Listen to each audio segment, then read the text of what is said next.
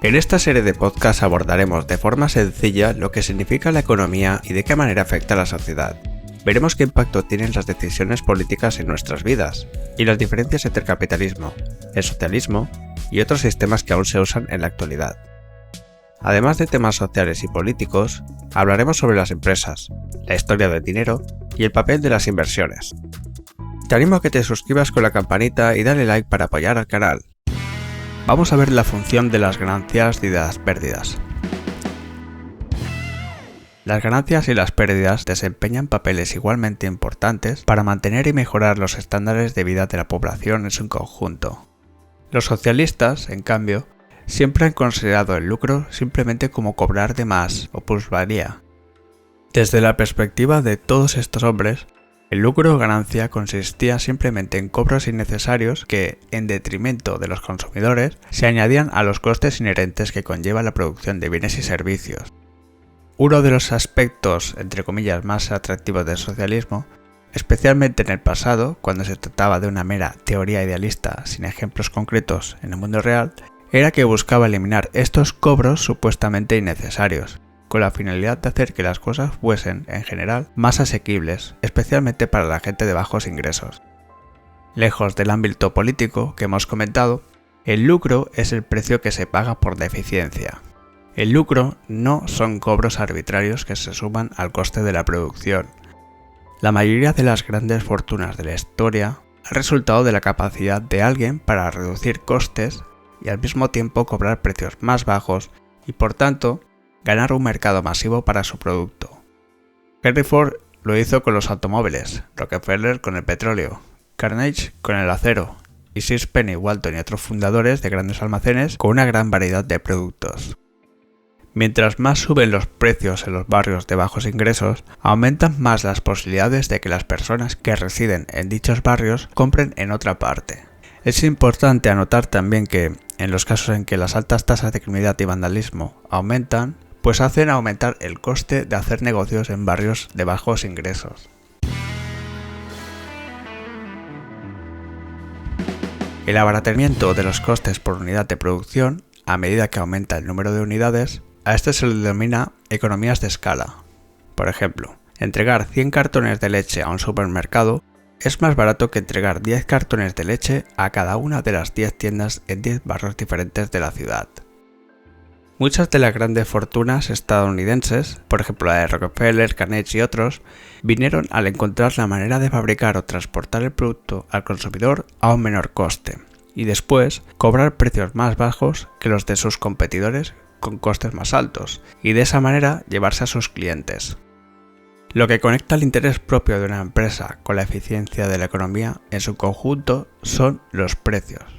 Cuando un producto tiene más valor en manos de otra persona, esa otra persona va a ofrecer más por el producto que lo que vale para su dueño actual.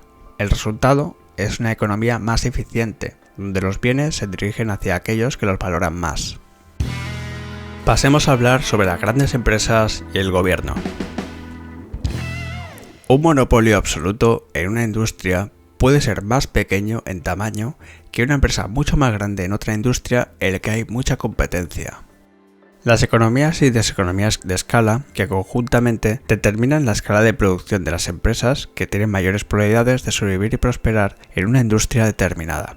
Otra de las características generales de las grandes empresas normalmente adoptan la forma de una sociedad anónima. Lo que la responsabilidad limitada hace para la economía y para la sociedad en su conjunto es viabilizar la realización de actividades económicas gigantescas que serían imposibles de financiar por un solo individuo y que, igualmente, serían demasiado arriesgadas para la inversión de un gran número de accionistas si cada uno de ellos tuviera que responsabilizarse de las deudas de una empresa, demasiado grande como para que estos puedan controlar de cerca su rendimiento. Al igual que la responsabilidad limitada, la separación entre propiedad y administración es una característica muy importante de las sociedades anónimas. Un libre mercado, con muchas empresas que compiten entre sí, tiende a hacer que los bienes y servicios sean producidos al precio más bajo posible con la tecnología y los recursos existentes. Si el precio del zumo de manzana es más alto que el necesario para compensar el coste de producirlo, Entonces se producirán mayores niveles de lucro, lo que atraerá a la inversión de esta industria hasta que la competencia de los productores adicionales haga que los precios disminuyan a un nivel que apenas compense los costes, con el mismo índice de rentabilidad promedio sobre inversiones similares en otras áreas de la economía.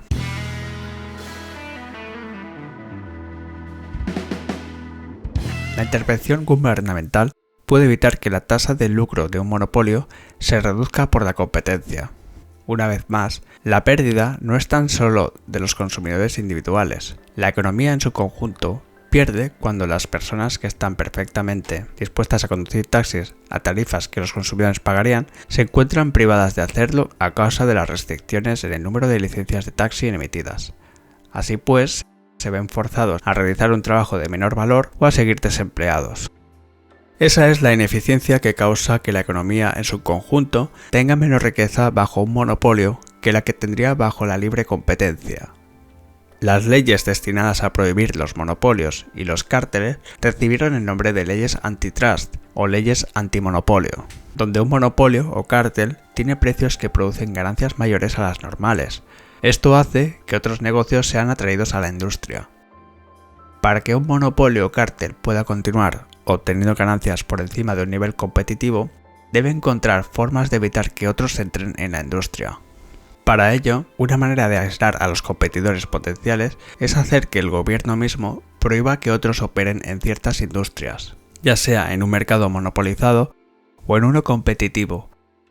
Un producto tecnológicamente muy distinto puede servir como sustituto, como ocurrió cuando la televisión reemplazó a muchos periódicos como fuente de información y entretenimiento.